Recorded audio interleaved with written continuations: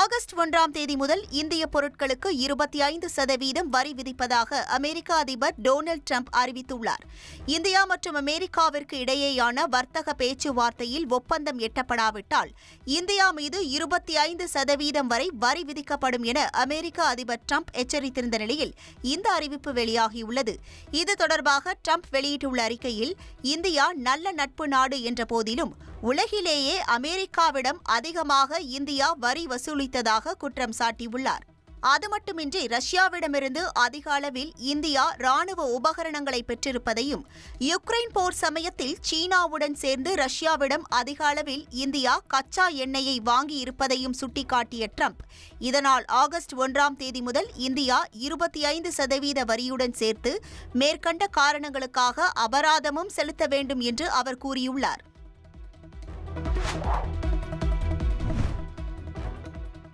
ரஷ்யாவில் சக்தி வாய்ந்த நிலநடுக்கத்தை தொடர்ந்து சுனாமி அலைகள் தாக்கின. ரஷ்யாவின் கம்சட்கா தீபகற்ப பகுதியில் பூமிக்கு அடியில் 20 கிலோமீட்டர் ஆழத்தில் பயங்கர நிலநடுக்கம் ஏற்பட்டது. இது ரிக்டர் அளவில் 8.8 பதிவானதாக தெரிவிக்கப்பட்டது. பசிபிக் கடலில் ஏற்பட்ட நிலநடுக்கம் காரணமாக ரஷ்யா, ஜப்பான் மற்றும் அமெரிக்காவின் ஹவாய் உள்ளிட்ட பகுதிகளுக்கு சுனாமி எச்சரிக்கை விடுக்கப்பட்டது. ரஷ்யாவின் கம்சட்கா தீபகற்பத்தில் 10 முதல் 13 அடி வரை சுனாமி அலைகள் எழும்பின.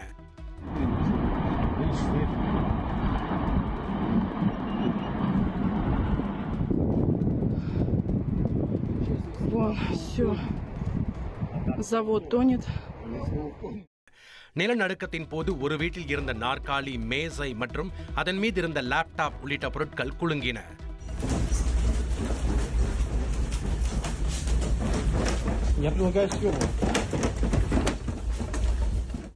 கிண்டர் கார்டன் பகுதியில் மழலையர் பள்ளி கட்டிடம் ஒன்று சேதமடைந்தது.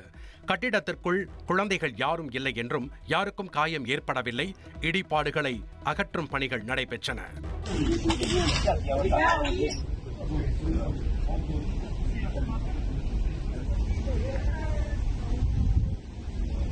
கம்சட்கா தீபகற்பத்தில் செவரு குரில்ஸ் நகரில் சுனாமி தாக்கிய காட்சிகள் வெளியாகியுள்ளன.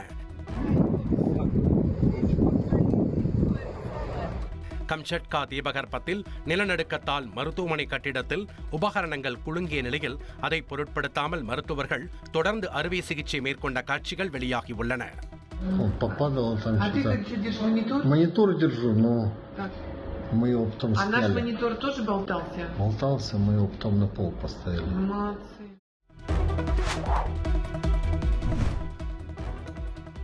பூமியின் மேற்பரப்பில் சிறு மாற்றங்களை கூட கண்டறிய உதவும் நிசார் செயற்கைக்கோள் வெற்றிகரமாக விண்ணில் செலுத்தப்பட்டது.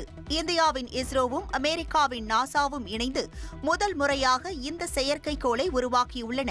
இந்த செயற்கைக்கோள் GSLV F-16 ராக்கெட் உதவியுடன் ஸ்ரீஹரிகோட்டாவில் உள்ள 2வது ஏவுதளத்திலிருந்து மாலை 5:40 மணிக்கு வெற்றிகரமாக விண்ணில் செலுத்தப்பட்டது.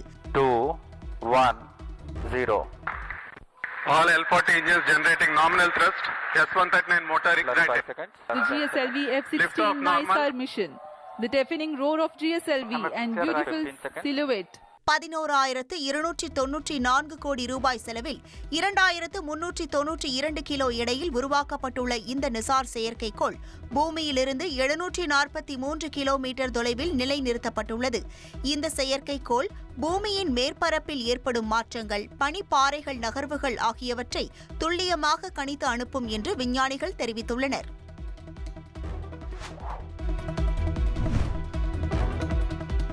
பிரதமர் நரேந்திர மோடி ஆகஸ்ட் 26ஆம் தேதி மீண்டும் தமிழகம் வருகிறார். கடந்த 26ஆம் தேதி தூத்துக்குடி மற்றும் கங்கை கொண்ட சோழபுரத்திற்கு பிரதமர் மோடி வருகை தந்தார். இதைத் தொடர்ந்து மீண்டும் ஆகஸ்ட் 26ஆம் தேதி சிதம்பரம் மற்றும் திருவண்ணாமலைக்கு பிரதமர் மோடி வருகை தரவுள்ளார். குறிப்பாக சிதம்பரம் நடராஜர் கோவிலில் இருந்து நேரலையாக மனதின் குரல் நிகழ்ச்சியில் நாட்டு மக்களிடம் உரையாற்ற உள்ள பிரதமர் மோடி செப்டம்பர் மாத இறுதியிலும் தமிழகத்திற்கு பிரதமர் வருகை தரவுள்ளார் என்பது குறிப்பிடத்தக்கது.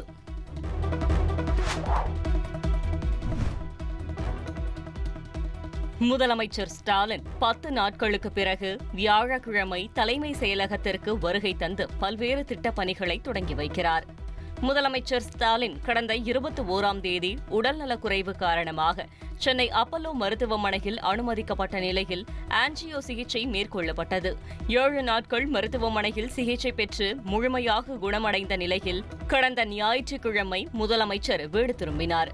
3 நாட்கள் ஓய்வுக்கு பின் முதலமைச்சர் வழக்கமான பணிகளை மேற்கொள்ளலாம் என அப்பல்லோ மருத்துவமனை நிர்வாகம் சார்பில் தெரிவிக்கப்பட்டது. இந்நிலையில் சுமார் 10 நாட்களுக்கு பிறகு முதலமைச்சர் ஸ்டாலின் வியாழக்கிழமை தலைமை செயலகத்திற்கு வருகை தரவுள்ளார். அப்போது பல்வேறு திட்டப் பணிகளை முதலமைச்சர் காணொலி காட்சி வாயிலாக தொடங்கி வைப்பதுடன் துறை சார்ந்த ஆலோசனை கூட்டங்களையும் மேற்கொள்ள உள்ளார்.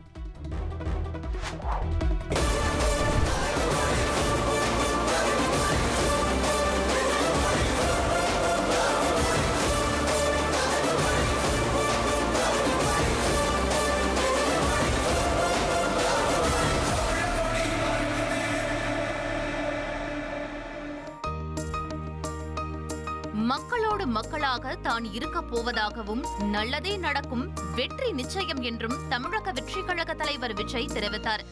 தமிழக வெற்றி கழக தலைவர் விஜய் தலைமையில் மாவட்ட செயலாளர்கள் ஆலோசனைக் கூட்டம் சென்னை பனையூர் அலுவலகத்தில் நடைபெற்றது. இதில் கட்சியின் 2வது மாநில மாநாடு, பூத் கமிட்டி, தேர்தல் பணிகள் குறித்து ஆலோசிக்கப்பட்டது. தமிழக வெற்றி கழகத்தின் 2ஆம் கட்ட உறுப்பினர் சேர்க்கைக்காக உருவாக்கப்பட்டுள்ள மை டிவிகே என்ற செயலியை விஜய் அறிமுகம் செய்து வைத்தார். வெற்றி பேரணியில் தமிழ்நாடு என்ற பிரச்சார இயக்கத்தையும் அவர் தொடங்கி வைத்தார். நடைமுறைக்கு வருகிறது.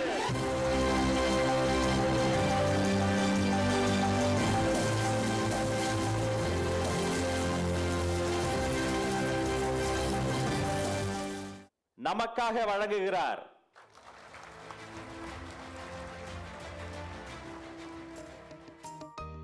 பின்னர் பேசிய விஜய், மை டிவிகே என்ற செயலியை அறிமுகப்படுத்துவதில் மிகவும் மகிழ்ச்சியாக இருப்பதாகவும் நல்லதே நடக்கும், வெற்றி நிச்சயம் என்றும் குறிப்பிட்டார்.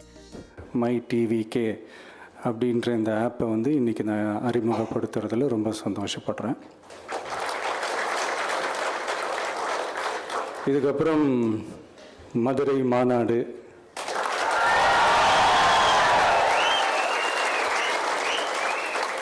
மக்கள் சந்திப்பு, பயணம் அப்படின்ட்டு தொடர்ந்து மக்களோட மக்களாக தான் இருக்க போகிறோம். அதனால் இப்போலேருந்து இதுக்கான வேலையை எல்லாரும் ஸ்டார்ட் பண்ணுங்கள். நாம் இருக்கிறோம், நம்ம கூட மக்கள் இருக்கிறாங்க. இதுக்கு மேலே என்ன வேணும்? நல்லதே நடக்கும், நல்லதே நடக்கும், வெற்றி நிச்சயம். தேங்க்யூ. மை டிவிகே செயலி ஒரு கைபேசி எண்ணை வைத்து ஒரே குடும்பத்தை சேர்ந்த 5 நபர்களை கட்சியில் சேர்க்கும் வகையில் வடிவமைக்கப்பட்டுள்ளது. ஒரு நொடியில் 12,000 பேர் உறுப்பினராக சேரும் வகையில் இந்த செயலி வடிவமைக்கப்பட்டுள்ளது. மை டிவிகே செயலியை கட்சித் தலைவர் விஜய் நேரடியாக கண்காணிப்பார் என்றும், ஒவ்வொரு திங்கட்கிழமையும் எந்த பகுதிகளில் எவ்வளவு பேர் சேர்ந்திருக்கிறார்கள் என்பதை பார்க்க இருப்பதாகவும் தெரிவிக்கப்பட்டுள்ளது. தாவேக உறுப்பினர்களாக சேர்ப்பதற்கு எந்த ஒரு ஓடிபியையும் கேட்கப்படாது என தாவேக தரப்பில் தெரிவிக்கப்பட்டுள்ளது குறிப்பிடத்தக்கது.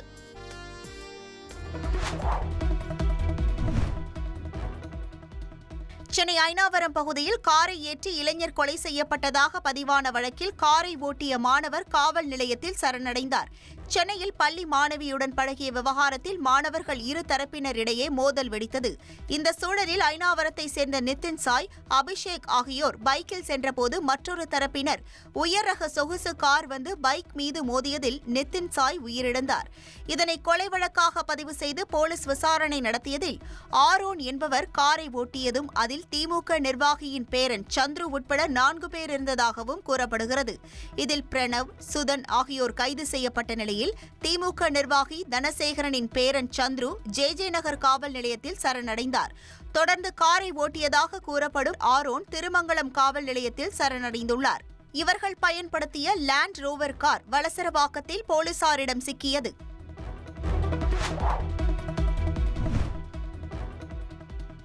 வேட்டுவம் படப்பிடிப்பின் போது ஸ்டண்ட் மாஸ்டர் மோகன்ராஜ் உயிரிழந்த விவகாரத்தில் இயக்குநர் ப. ரஞ்சித்துக்கு முன்ஜாமீன் வழங்கப்பட்டுள்ளது. நீலம் புரொடக்ஷன் தயாரிப்பில் ப. ரஞ்சித்தின் வேட்டுவம் திரைப்படத்தின் படப்பிடிப்பு நாகை மாவட்டத்தில் நடந்தபோது கடந்த 13ஆம் தேதி ஸ்டண்ட் மாஸ்டர் மோகன்ராஜ் விபத்தில் சிக்கி உயிரிழந்தார். இந்த விவகாரத்தில் உரிய அனுமதியின்றி படப்பிடிப்பு நடத்திய திரைப்பட இயக்குநர் ப. ரஞ்சித் உள்ளிட்ட 4 பேர் மீது போலீசார் வழக்கு பதிவு செய்திருந்தனர்.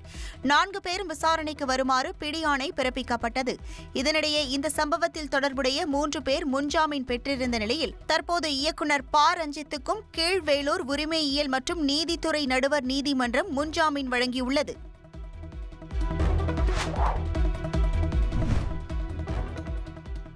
இந்திய அணிக்கு எதிரான 5வது டெஸ்ட் போட்டியிலிருந்து இங்கிலாந்து கேப்டன் பென் ஸ்டோக்ஸ் விலகியுள்ளார். 5 போட்டிகள் கொண்ட டெஸ்ட் தொடரில் இங்கிலாந்து அணி 2-1 என்ற கணக்கில் முன்னிலை வகிக்கிறது. 5வது மற்றும் கடைசி டெஸ்ட் போட்டி லண்டன் ஓவல் மைதானத்தில் வியாழக்கிழமை மாலை 3:30 மணிக்கு தொடங்குகிறது.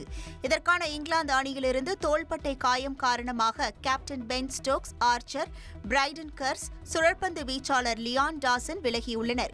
இவர்களுக்கு பதிலாக Jacob Bethell, all rounder Jamie Overton, Atkinson, Josh Tongue அணியில் சேர்க்கப்பட்டுள்ளனர். இங்கிலாந்து அணியில் தற்காலிக கேப்டனாக ஓலி போப் செயல்படுவார் என அறிவிக்கப்பட்டுள்ளது. இந்திய அணியில் ரிஷப் பண்ட் விலகிவிட்டதால் துருவ் ஜூரல் விளையாடுவது கிட்டத்தட்ட உறுதியாகியுள்ளது. பும்ரா விளையாடுவது சந்தேகம் என கூறப்படும் நிலையில் ஹர்ஷ்தீப் சிங், ஆகாஷ்தீப், குல்தீப் யாதவ் கடைசி போட்டிக்கான அணியில் இடம்பெற வாய்ப்புள்ளதாகவும் கிரிக்கெட் வட்டாரங்கள் தெரிவித்து வருகின்றன.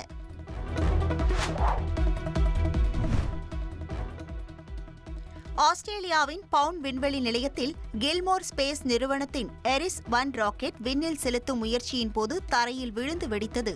பவுண்ட் விண்வெளி நிலையத்தில் ஏவுகணை வெற்றிகரமாக செலுத்தப்பட்டாலும் சுமார் 50 மீட்டர் உயரம் சென்றபோது தொழில்நுட்ப கோளாறு ஏற்பட்டு அதன் இன்ஜினுக்கு செல்லும் எரிபொருள் தடைப்பட்டது. இதனால் ராக்கெட்டின் உந்து விசையில் கோளாறு ஏற்பட்டு தரையில் விழுந்து வெடித்தது.